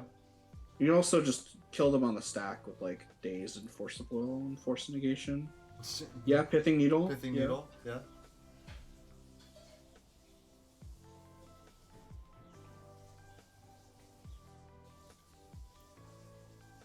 Oh my god. I love how much better Planeswalker removal has gotten in the last couple of years. Speaking of walkers, what do we think of the Gruul one from Baldur's Gate? It's not the worst card I've ever seen. No, I think it's good. I think it's like totally playable. Is it as good as Bloodbraid Elf? Probably no. Probably no. But it's probably a close second. Yeah. In terms of like Gruul 4 mana cards. Like I would probably rank it above Arlen from Midnight Hunt. Oh, I would too. Absolutely. Right. So let's look at I think it's a very reasonable, very cubable card. Yeah. Do I expect it to see Legacy play? Like, no. No. But it's a 4 mana spell. Those are illegal. Right. You got to do something messed up to cost 4 mana and get played there. Yeah, you do. Usually pitch to Forcible at minimum. I think the design is unique, and I think that's exciting. Like getting a repeatable trigger to get a 1/1 trample hasting creature is enough to make me curious about wanting to test the card. So yes, the thing I dislike about it is that it has an ETB trigger, and that means that your opponent can interact with it before you get to use any of the loyalty abilities. I know what that's like. I've definitely played a creature with a birthing pod out that had an ETB, and then they killed it in response to the ETB. And you're very sad. You're very sad. I think you are more sad when they deny your Planeswalkers uptick, though. An uptick, yeah, because usually you're rewarded with the ability to uptick immediately. Yeah. Have you ever played with Will Kenrith from Battle Bond before? I have. Yeah. Yeah. The day when that card ate a hero's downfall to the face in response to its shuffle trigger was the day I got it from my cube. It's amazing. What a miserable gameplay experience that was. You're like, oh, I can't wait to uptick and stabilize the board, and then they just smack him in the dome with a removal spell, and you're like, oh, this card's awful. I get it. I get it now. Are you talking about Will Kenrith, the 6 mana one? Yeah, that's the guy. When does it shuffle? Read the text of Partner With. Partner With. So what is that? Is that a trigger? Yes.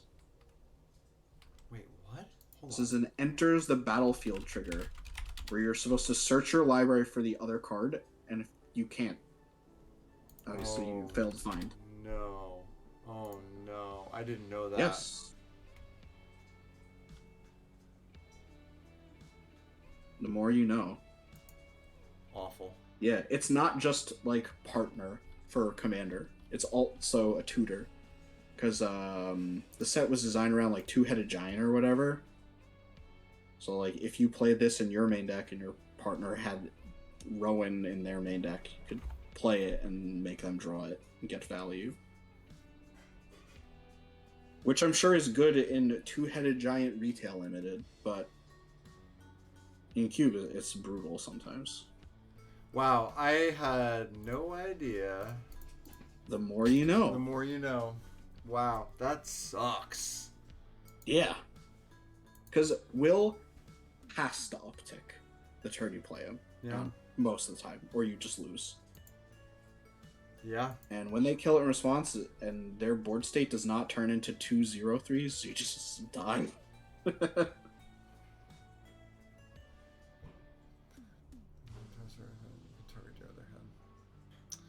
Man. Alright, well, fuck that card. I guess, I mean, not getting rid of it anytime soon, but Asmo has partnered with Cookbook. It does. It technically does. Yes. I just typed in s'more, and it came up. Yeah. Asmo's a sweet card. This is a very sweet card. This card used to get so much play before people realized that you could play with other cards that were more powerful. Yes. It's so cool and so grindy and so bad, but it's so fun. Yeah. People were willing to look past a lot. I think this is a card that if they ever unban Oko in Modern, which they obviously should, would see a decent amount more play. It would. But, Food so would a lot of other better cards. Yeah, I mean, there was a time when, like, people were playing Black-Green with this and Trail of Crumbs as, like, a grind engine. That was kind of cool. Yep. That was pretty cool. But, like, it isn't stacking up to the level of interaction that you need to have in Modern. No. Those decks have mostly morphed into the red-black Anvil decks now, with Synthesizer and all that good stuff. Oni Cult Anvil, what a cool card.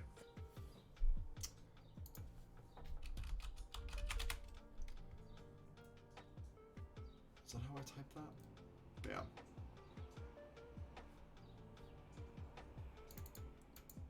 It is a very cool card, yeah. Number one more Yes, artifacts. Terrax. Oko ruined Planeswalkers for 2 years. They said, oh my god, Fire Design made a broken Planeswalker. We need to make sure all the rest of them are awful. Yeah. We're finally seeing good Planeswalkers again. Yeah. With Kaito took some time off. Wemper. Wandering Emperor is a what a magic card that is. So good. She's great. Kaito's great. Yeah. Tezzeret's like a good cube card if you support artifact shit. Hasn't really broken into constructed. I think it still might get there in standard once we're into the Brothers' War. Yeah. And they print a bunch of artifact design mistakes, which I have my fingers crossed for. Look, I mean, it's almost an artifact guaranteed, right? set. Yeah. Yeah. We have to see design mistakes in the artifact sets. We have to. It's like a core part of Magic's identity as a game. Is that every time we visit an artifact world, the cards are broken. I think the ceiling on Tezzeret, the new Tezzeret, is higher than Agent of Bolas. Yes. Because it immediately cheats a bunch of mana, which is broken. Yeah. Hopefully I get some more artifact support. Neo helped a lot, but we're not quite there. Artifact support. I mean, for what? For what though? Yeah, I'm curious to hear why or what. Yeah. Blood Fountain is a good start. Yeah. Blood Fountain's great. Deadly Disputes, great. Yeah. Rakdos Duretti, great. Very good. Yeah. Herald of Anguish is a very playable black artifact synergy thing. Why is Anvil's good? Why is Anvil so much better than Hidden Stockpile? Because it does something. Ugh. don't remember exactly what Hidden Stockpile does, but doesn't it have to cost mana to activate its thing? It does. Yeah. Yeah. Well, And it has like mana, it has sacrifice, revolt, mana. so like you could play it and then get the trigger, but somebody needs to leave the battlefield independently of Hidden Stockpile. Yeah, you can crack a fetch or whatever. Yeah. But Anvil just like activates itself for 0 mana, and also obviously like Hidden Stockpile, you can activate with other cards like Baubles or whatever. Oh. It's a little more limited, but it also does damage, right? And the other one doesn't. Yep. Right, so it's just a big upgrade. It's also an artifact itself, whereas Hidden Stockpile is an enchantment. So decks that are playing it are obviously pretty artifact reliant, so being able to have the anvil count towards your Galvanic Blast or your something you can sacrifice with a Disciple of the Vault in play or whatever. It just has enough micro synergies going on that makes it a big upgrade. It is a more relevant game object to the deck that wants it. Huh? Exactly. Tying it all together. I like that. That's good. Yeah.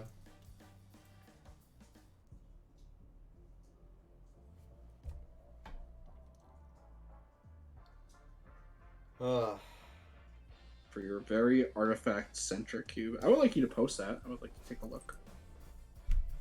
But, because I support an artifact synergy deck in my cube that I've loved playing with. And black has, its tendrils in that deck in my cube. And I've liked how it played. I don't think it has to be, like, a major color, though. I'm pretty content just, like, splashing a removal spell here or there, maybe a Tezzeret, maybe Brea. Love that card. Love Brea. What a fucked 4-drop. It is. It's Whirler Rogue on crack. Yeah. Yeah. I mean, this is as good as Whirler Rogue needs to be to like actually get played. Outside of limited. Yeah, Finite. Wait, I might be able to find it. Hold on. Well, I don't want to look at their cube if they don't want me to, is the thing. But if you want me to, I'd love to take a peep. I don't have to like analyze it on stream or whatever. No. We're not doing that today. I'm not doing that. No. That's something that I've largely been disinterested in the streams, to be honest. Yeah, I'm much more of like a talking about nerdy game design crap. Yeah. Like game objects. Like game objects. Right. You know what you want from your cube. But, oh yeah. Where is? Plenty of changes you need to make. I feel that way about my cube all the time. So. Well, fine. I need to find it first. Here it is. Sci-fi cube, 1 mana cube. Oh boy. Broken artifact cube? No, this is 53 cards. Sounds broken. It sounds really good though. I mean, 53 cards, Sci-fi. all good That's artifacts. Cool. Oh, sci-fi cube. Okay. Nice. I like that's just an image of, was that Sacred Foundry from the Unfinity? Nice. Broken Artifact Cube was an experiment and stuff that I don't support in the main cube. Okay. Any submission to CubeCon from anyone here? Yeah, I'll be submitting my main cube. I'm sure I think Wombat, you're submitting your Sultai cube. Curious if anybody else is submitting anything. Are you gonna have to make changes to yours to like meet the submission criteria? If it is to be selected, it will be sanctioned. Therefore, I can't play the uncards. Okay. So I'd have to take out the playtest cards, basically. Which sucks. Can you also like not do 4-packs or whatever? I can do 4-packs. Oh, you can? Alright. Yeah, the issue was a logistical issue. Like, they're like, you can't be some like seeded, pre-constructed pack, because we need to be able to just like shuffle it up, make packs, and go. Okay. So if something became too logistically cumbersome, then it it would stand to not be. Uncards are allowed. They are not, because they're not legal in sanctioned formats. Unless there are the new ones that are like, with the acorn cards or whatever. No, those are also not. The not acorn cards that'll be printed in the new ones. Regular black border, no acorn, no silver border. But I can't play Zim Mesmeric Lord in the thing because it's not legal in any sanctioned format. Damn shame. I love that card. I know. I love it. All right. So we've got science fiction, the format. Cool. Yeah, I just want to play Lazier Goblin. It's a good game object because you can blonk it. Lazier Goblin is sick. Yeah, I'm gonna follow this. What a good shock. If I wasn't on like 4 copies of Lightning Bolt World, I would snap play that card in my cube. Yeah.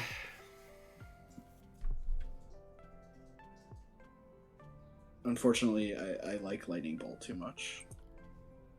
And you have many of them. The card has so many pretty arts. It's a shame to only show off one of them.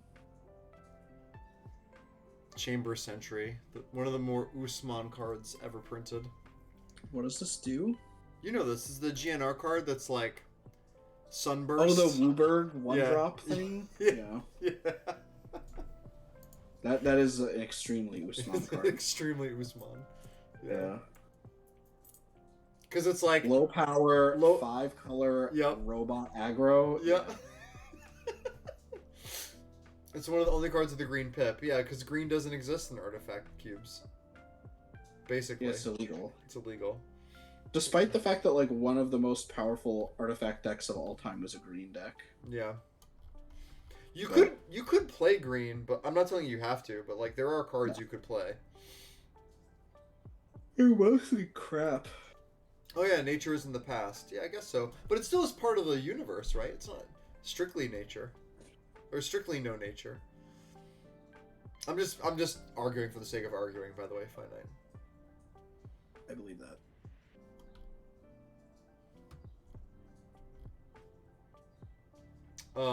Yeah, I will follow this. I'll take a look at it more later.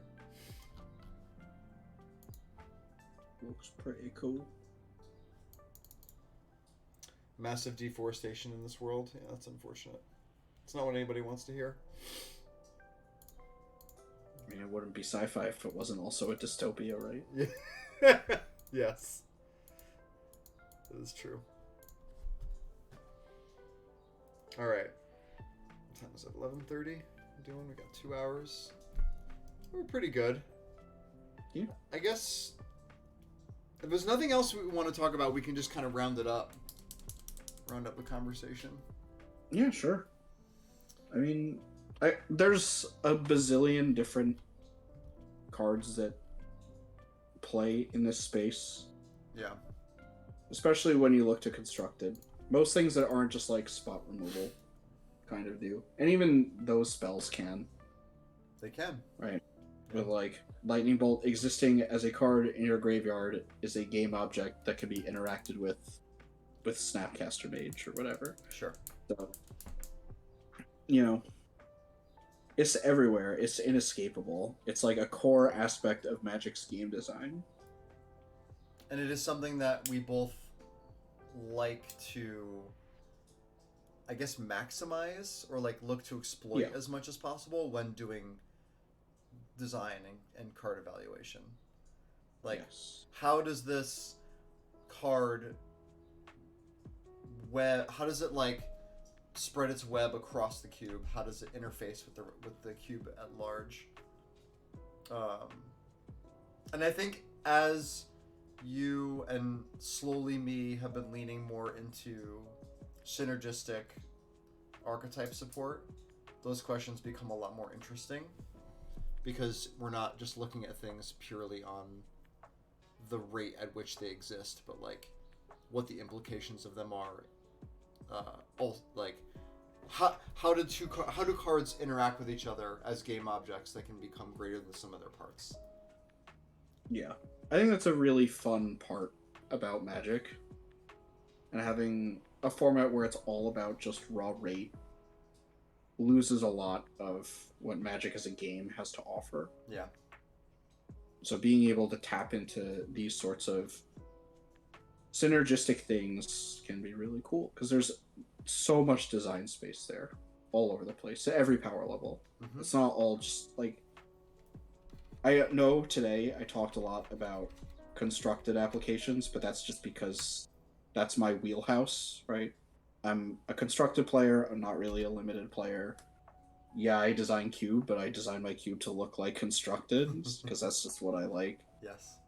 But I mean, this stuff is all over the place in like even the lowest power level retail limited formats, so Yeah. it applies to everybody. I think it's more inherent to limited, like it's more necessary to modern limited design to look for to have those things exist in those ecosystems for engaging to create an engaging draft format.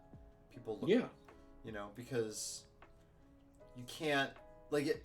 That's it's kind of the nuts and bolts of how archetypes are, or like two color pairs, for instance, are conceived in, say, Kamigawa. Yeah. It's just how they interact with other cards. Yeah.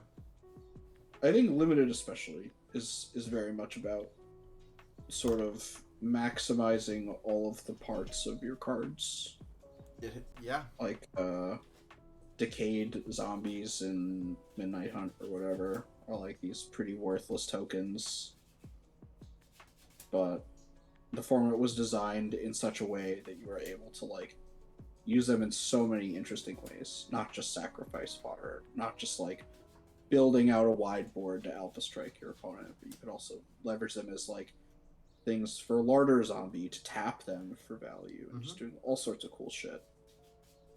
Siege zombie, and yeah, and then like, and then so that's like that's that application, and then there's like Neon Dynasty. There's super types as game objects, like artifacts and enchantments, as these synergistic